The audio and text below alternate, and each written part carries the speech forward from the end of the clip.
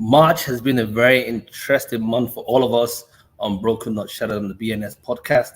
It has been a month we've actually taken out time to celebrate women in our community. We have seen women from different backgrounds, different cultures, different career paths, young, not so young, and they've all come to actually inspire, uplift, encourage, and also share their story of the journey.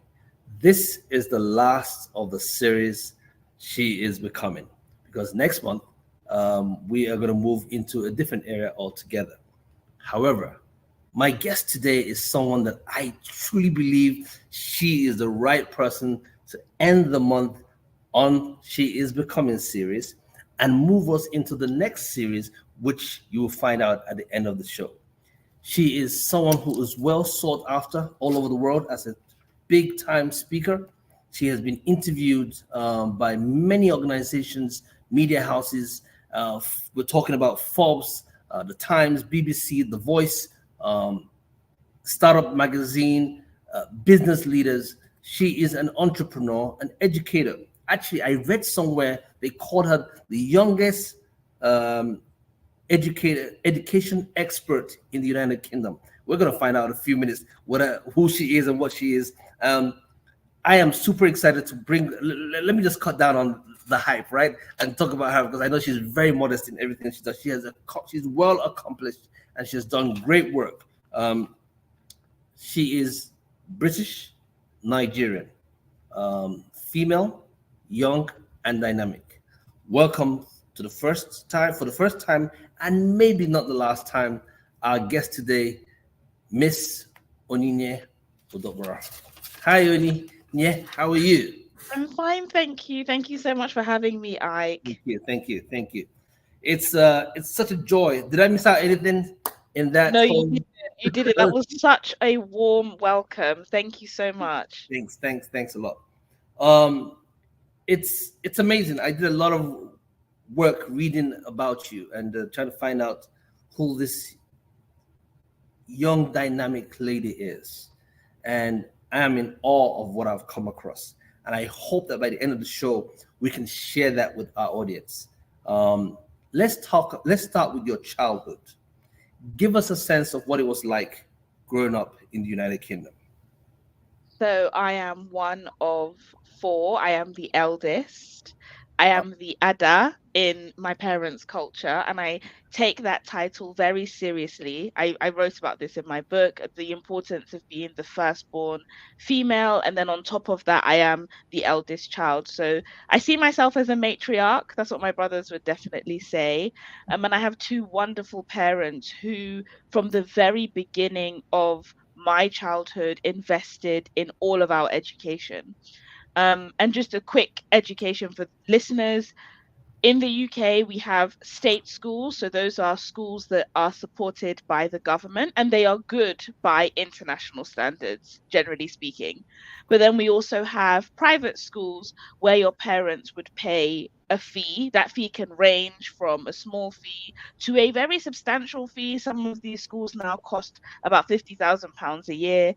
And the private schooling education not only gives you access to first class education standards, but it also gives you access to a network, extracurricular activities, things that state schools simply just cannot provide.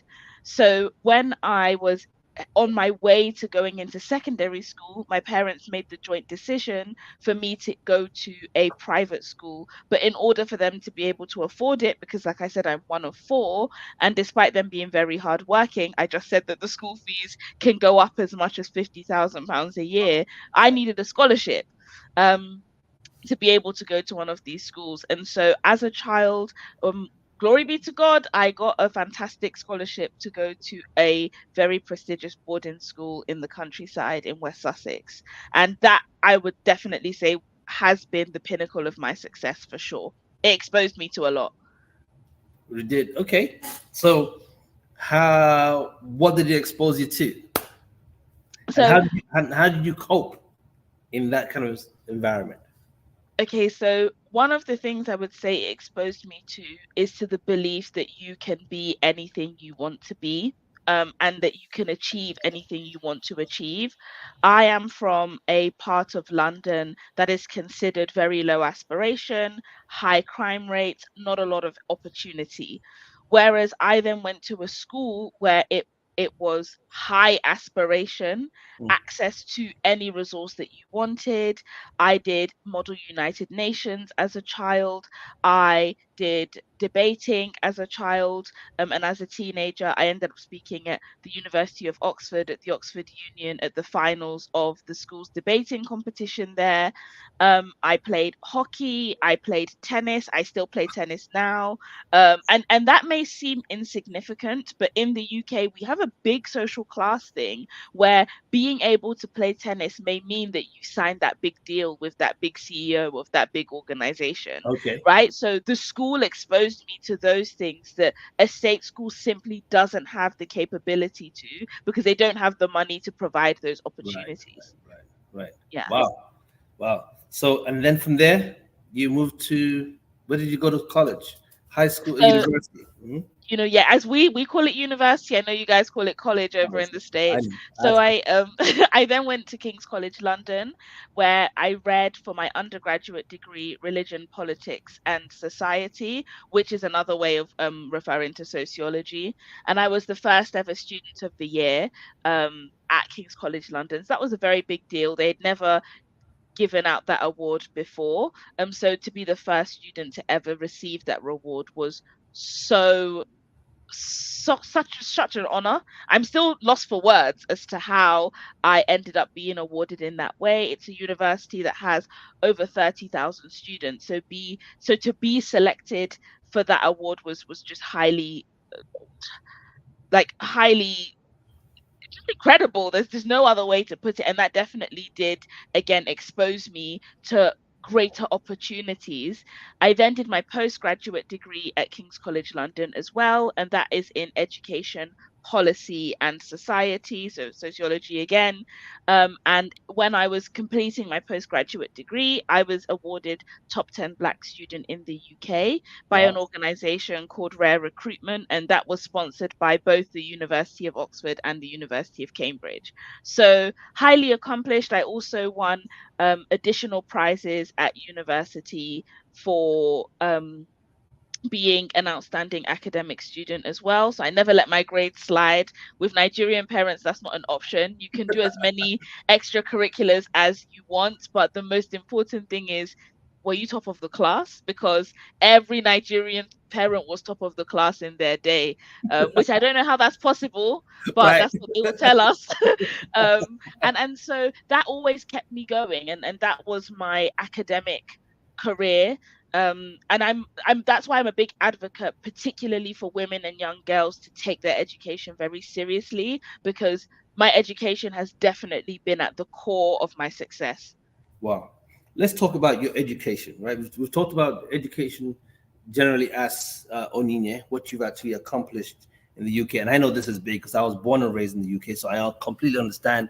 For a person of color to accomplish this, it's tremendously big, right? But you had a challenge at a very young age. You had a challenge that I want you to share with our audience, because there's a little girl somewhere who might be going through the same thing that you went through, right?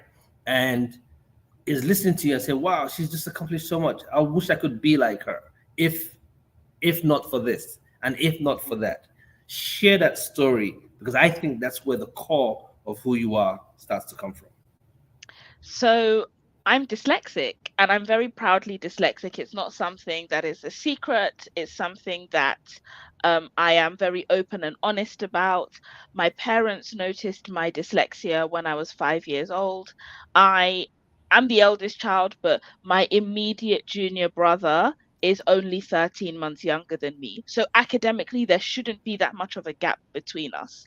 However, when we were children, I was completely unable to read, write, and spell properly. I had a very slow processing speed. So, for listeners, that simply means that it took me much longer than the national standard, and much longer than what my parents would expect me to take to do academic tasks. And my parents really, when I say they poured a lot into us, they really did. So every week we would do spelling tests or a spelling bee every single week. And every week I would fail. And every week my parents would become increasingly concerned about my lack of development.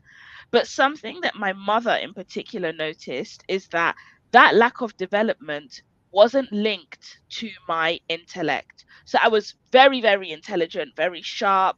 I have an amazing long-term memory. I could tell her things that she could never remember. My dad would never tell me his bank PIN code because he told me one time, like 10 years ago, I still remember it till date.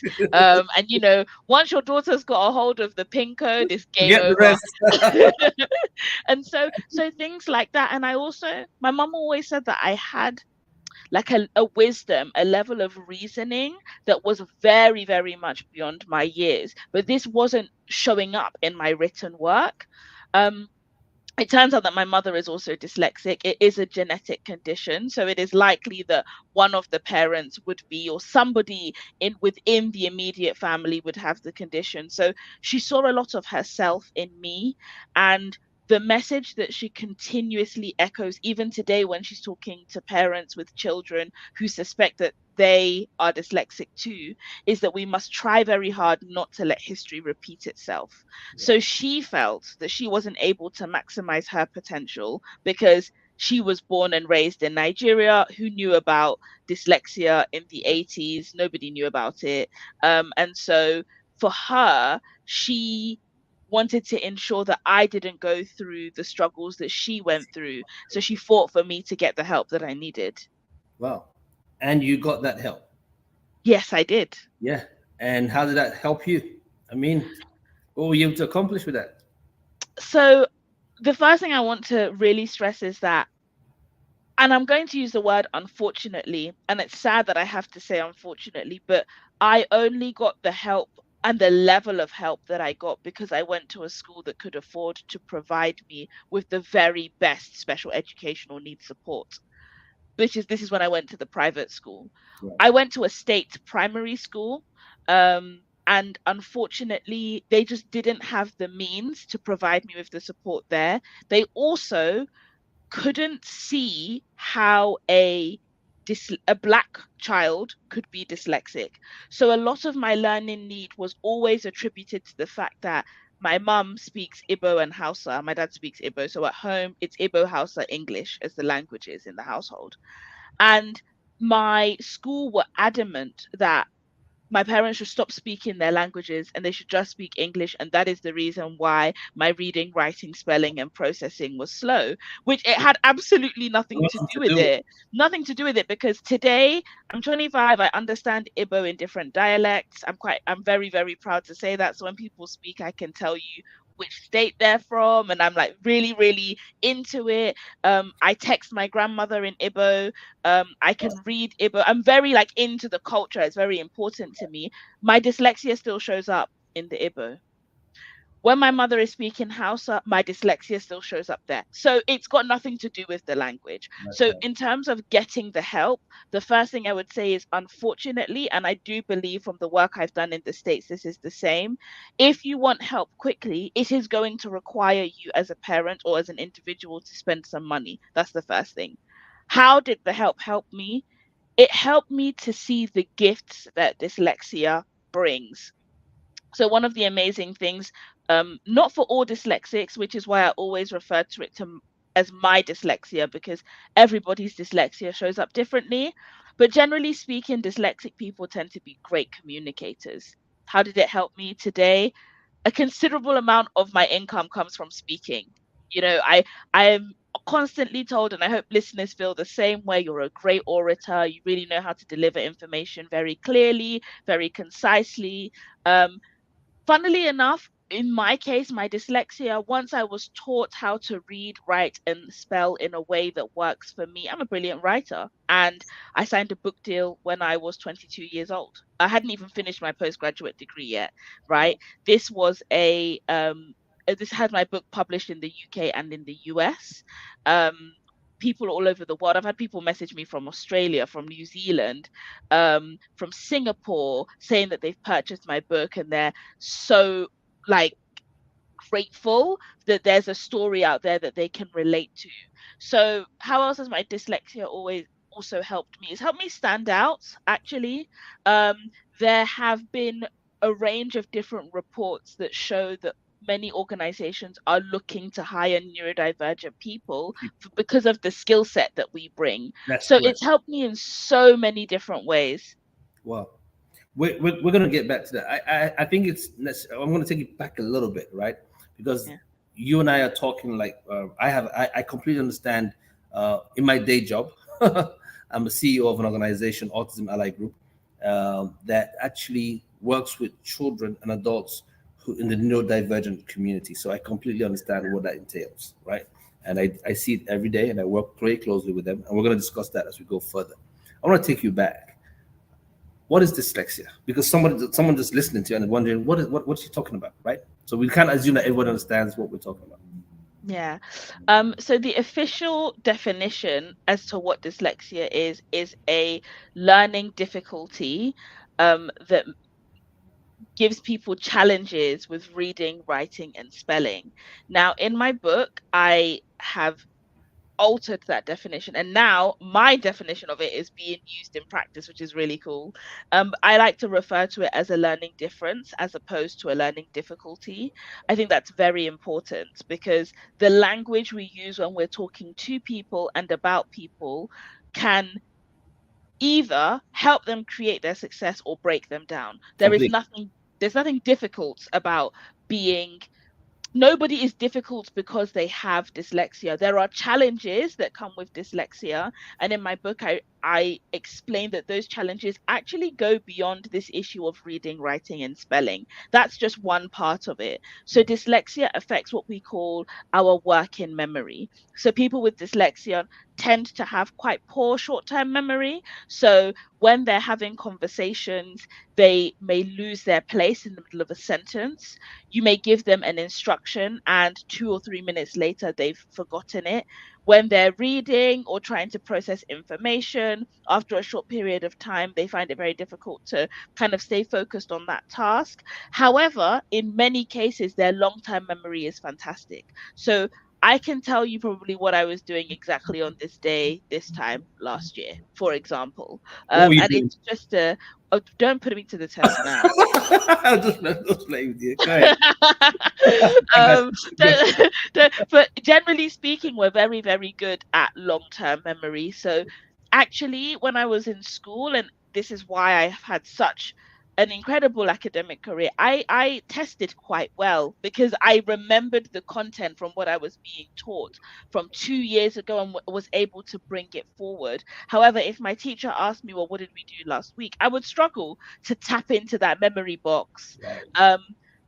Day-to-day things that people may not realize pertain to dyslexia. And it's quite funny because there's two dyslexics in my family household. There's me and my mum.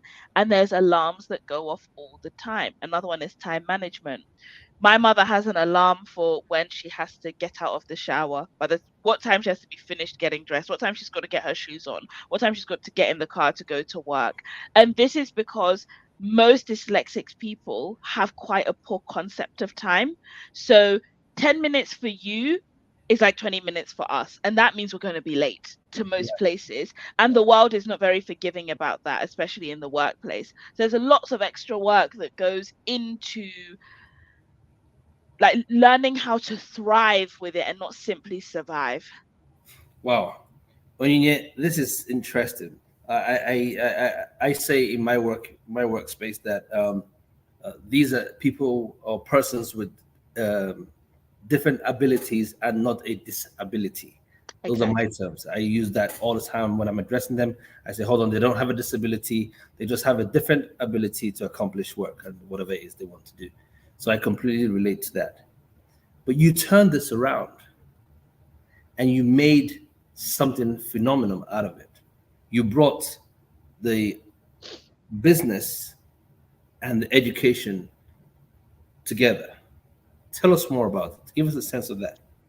So the business and the education coming together actually came out of being inspired by the work that my secondary school did. So I attended a secondary school who have a mission statement of supporting children from underserved communities and providing them with this first class education.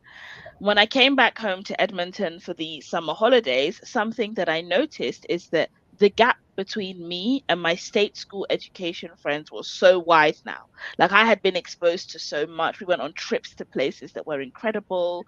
You know, we had we had lessons, we had culinary lessons. We had lessons that when it comes to networking or navigating the workplace as an adult, these lessons are invaluable because no one is teaching you how to do that unless you're from a certain social class. Right. And I don't come from that background naturally. So when I came home for the summer, I wanted to replicate this using tutoring. I knew that the tutoring that my parents so amazingly sacrificed for us to be able to afford, because at the time, and this was what, 15 years ago, they were paying 35, 40 pounds an hour, which was it's a lot of money now, but it was a lot of money back then. I mean, we have to consider inflation, etc.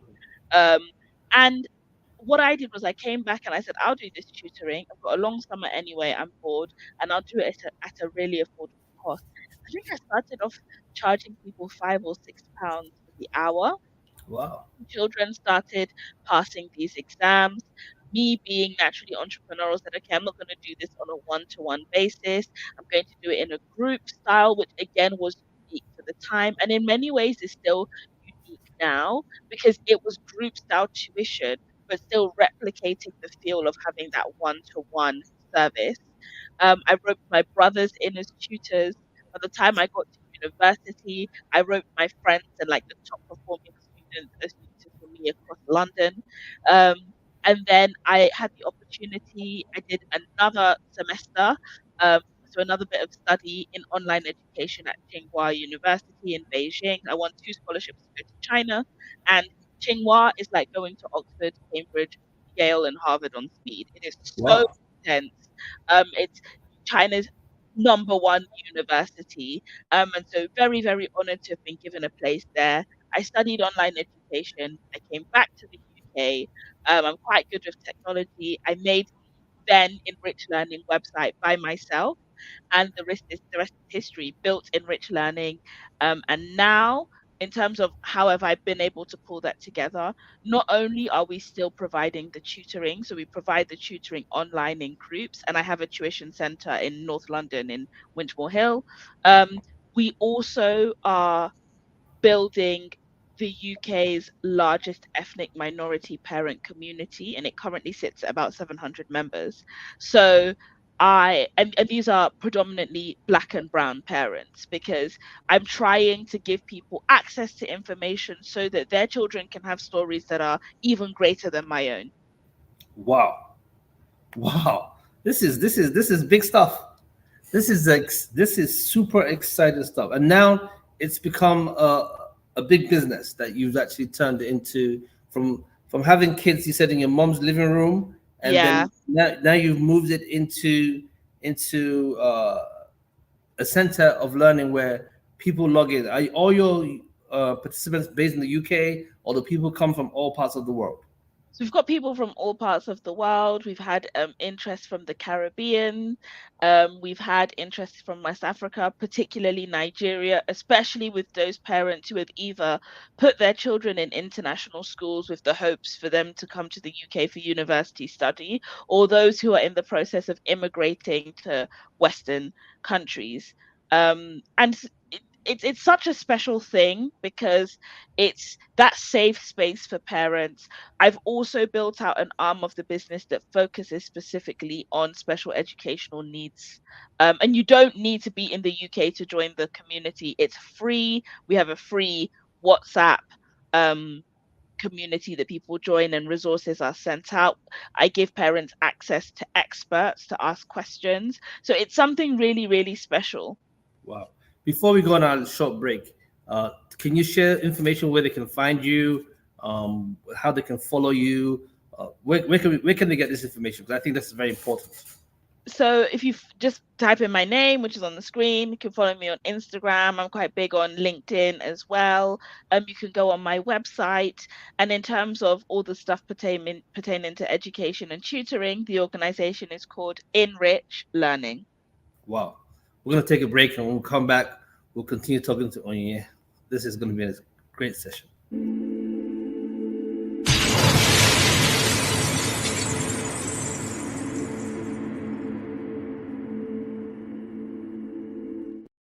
My guest today is Onyiye, and she's based out of the United Kingdom. It's been an interest. If you're just joining us, please go back and listen to all the great stuff she's done and what's going on in her world. Onyiye, welcome again back to BNS Podcast. Please, audience, if you're there, click, subscribe to our YouTube channel so we can continue to bring great content. We talked about dyslexia. You are now a neurodiversity consultant, right? And this is where you are. But before I go there, someone just asked a question. I think I want to put that question out there so you can have it. Someone says to you, what was the biggest challenge you had being someone from the neurodiverse community? That's what it says. What was the biggest challenge you had? Yeah. The biggest challenge I had, honestly, was, and in many cases still is, being a Black neurodivergent person and being seen for what I am. And I had the privilege of being able to address members of Parliament at Parliament just last week on this issue. The problem is that many people don't see Black people as being neurodivergent. If a Black boy has ADHD, it is misunderstood as bad behavior, somebody who has chosen to just not be serious about their life. When it comes to autism, and this is now within our own community, it pains me to say this, but a lot of the time I hear parents misunderstand that condition as a spiritual issue. Correct. I that know. we are that we're going to go to church and pray about. And I am not stopping anyone from praying. I'm a big believer in prayer. But the fact is that autism is not a spiritual issue. And unfortunately, it's not something that you can pray away. It's part of how God made this person, right? And then when it comes to dyslexia, like I explained earlier, in my case, it was, you shouldn't be speaking your native languages. You should be speaking English. And so I felt, and I still feel, that there's an element of colonizing and cleansing people of their identities and of who they are and of their background. This can make our conversation turn quite heavy because it's a very serious topic. You know, we're Go ahead, talking about please. the makeup of Yes, we're talking about the makeup of people, and so the biggest challenge I find is people seeing us for who we are and accepting that people of any background, of any color, of any creed, of any circumstance, of any social class can be neurodivergent. And when they don't see us, then the access to information is limited. And then if the access to information is limited, the access to support for you to be able to thrive is also limited. And then you end up nowhere. Do you see the problem? So it then becomes a problem that someone lives with their entire lifetime, which is such a shame because it holds them back from really taking advantage of incredible opportunities. Wow. I completely understand where you are because this is one of the things that I'm working on as we speak. I remember when I joined this organization, I told the founders, and that if I was going to take on this role, that we had to make sure that it expands beyond just what's going on here in the U.S. Because I personally have people in my own inner circle that are persons with autism. And I knew that if not for access to resources, they wouldn't have turned out the way they've turned out phenomenally well, right? And so I knew about that.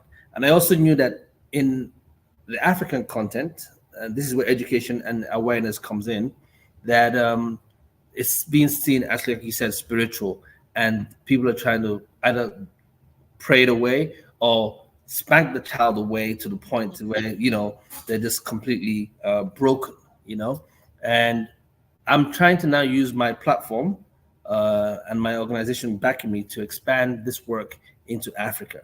As we speak right now, we're in talks with a very popular foundation in Uganda, and we hope that we'll be able to build relationships there. And then I also want to start emphasizing on what's going on in the Nigerian community, because actually there are a lot of friends of mine that I just found out ever since I told them what I now do, that were sharing with me that they have children who are on the autistic spectrum. So thank you for the work that you do. We're going to talk more about this work. Neurodivergent consultant. You go around educating people. You shared your biggest challenge. What is it, and what kind of responses do you get in the workplace? And I know we're going over, so guys, please bear with Onyiye and I as we try to get to this part, because I think this part is big. If you want us to continue, just type in yes and we'll continue. Right? Okay, I guess everyone say yes. Go ahead. So talk to me as a consultant. What is the body of work? I saw you with John Major. I've seen with the former prime ministers and all these big names in the UK doing a lot of work. You told me just now you were at the House of Lords speaking last week when I was trying to reach you. What's going on? What kind of receptions are you getting with this? The reception has been very warm. It's been very reciprocal. My work is twofold. Enrich Learning enables me to do my work in schools and in education and influence school policy. And it also keeps me rooted to the ground. It's very important that in my work, I'm always in touch with the people that are living this, experiencing this day in, day out. I never want to get to the point where I'm so big that I don't have that connection with those communities, because if I'm not connected to them, I can't continue to do the work that I do at the top. And the work that I do at the top is, at the moment, predominantly with corporates. I'm now getting a lot of interest from public sector. So you've seen quite a few photographs and videos of me with very influential people in politics. And what essentially that work looks like is, first of all, going in and educating organizations about neurodiversity, what it is, how it shows up in the workplace, how it shows up more generally in people's everyday lives, and what we can all do as human beings to make life more comfortable for neurodivergent people. And actually, the changes that we make for neurodivergent people tend to also help people that are neurotypical. So neurotypical is just the term that means that somebody doesn't have a condition on the neurodiversity spectrum. There's also a very interesting intersection between neurodiversity and mental health. So a lot of the changes that we make for people that are neurodivergent also help people with mental health conditions and mental health illnesses, right? So it helps everybody in short. So my work ranges from going in and providing consulting and advisory services to organizations, all the way to offering training and workshops to these organizations. I mean, a project that I've done that I'm so proud of and is super cool is I've been working with Google for a couple of years now, the US team, and last month I was filming Google's first ever neurodiversity awareness on demand course for all Googlers across the globe, which is huge. Wow. So helped Google with the scripting of it, with the filming and the production. And this was not a small project. It's a huge project, and it's come such a long way for people at the very top to see the importance of having this type of training in the workplace. So that's the nature of the work that I'm doing. Well, this is predominantly big stuff. Onyiye, thank you so much for shedding that light to everyone. I guess the word neurodivergent is where people have people from a different. It's the diversity on how people's minds work. Am I correct? Exactly. Correct. That's it. Okay. Correct. So for those of us who are watching for the first time and hearing all this terminology, you can check it out. This is Onyiye's work. This work is so dear to my heart because that's what I find myself doing. And I actually, outside of this, I'm going to call you. We've got some stuff. Yeah, we definitely have some stuff to do for sure. Our work is very aligned. Yes. And so I look forward to actually seeing how we can make that work. I have two soft questions that someone had asked, and I thought I'll just put it out there for you. One says to you, if you were not doing what you're doing, what other career path would you have taken? That's so interesting. To the dismay of my father, which he now says that I'm his very brilliant girl. So he never forgets that he was angry that the career path I was supposed to do, I quit the job on the day I was meant to start. So I was supposed to um go into like management consulting and advisory services at what in the UK we call a big four professional services firm. And the way in which these big corporates are organized, they don't work well for neurodivergent people. Yeah, And so I think I would have done perfectly well in that organization, but there's no way I'd be doing projects with Google or have a published book or yeah, any of the other incredible work I'm doing now. So I think that it was, well, my dad says it was God's redirection.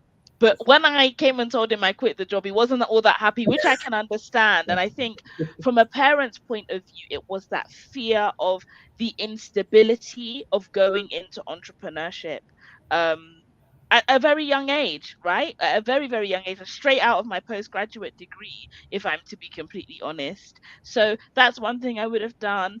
I also, very early on in my entrepreneurial career, um, was dabbling into the world of TV, so broadcasting. I really enjoy doing this podcast work, speaking to you today, Ike. And I think that at some point in the future, that may be an option. I do get approached at the moment, but right now, I want all my media work to be an opportunity to showcase what I'm doing as an expert and to continue to educate the general public about neurodiversity, the intersectionalities of it, mental health, race relations, gender relations, nature, work of that nature. Wow, this is. I'm excited. All right, last question. Someone has just put in. I thought I know my audience, my guests, the 1,001 questions are coming in, but let's just stick to this one so we can wrap it up. It says that you actually won the what's called Neuro Minority Award of the Year in Yes. 2022. What is that, and what does that mean to you? So I was awarded by an organization called Genius Within. So it's one of the UK's leading organizations in the work of neurodiversity as the top neuro minority. So within the neurodiversity world, particularly in the UK, Black people are a significant minority in that space. Correct. And I was awarded for my work as a Black person, showcasing that Black people can indeed be neurodivergent and it shouldn't be something that holds them back. And what the award means to me, first of all, I'm just so grateful to have my work recognized at the level at which it has been and which it continues to be. But it also encourages me to continue the hard work because that recognition means that I'm being seen, that the work is being seen, and it gives opportunity for positive change to be made. Wow. Onyiye, it's a pleasure having you on Broken Not Shattered, the BNS podcast. We will definitely have you back again. I think maybe even next month, because we're supposed to be talking about things along this neurodivergent community next month. But I'll let you know. Thank Thank you you. again for making out time to be with us. I know there are 1,001 questions. People are trying to find out, is she married? Is she single? We're not going there yet.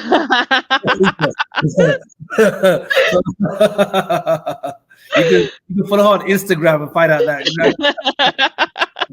So, the Ada of the house, Onyiye Udokporo, thank Thank you so much for you. making out Thank time. you so much. For sharing your lights and sharing all this great stuff that you do in the neurodivergent community and for young and Black girls and women. I hope that someone's watching today and will be inspired. We'll see you again on our show. Thank you. Thank you. Bye bye. Thank Bye. you. Thank you. Wow.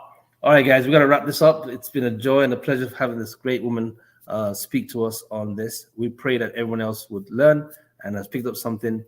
Wherever you are in the world, please remember that your gifts are given to you for a reason and for a purpose.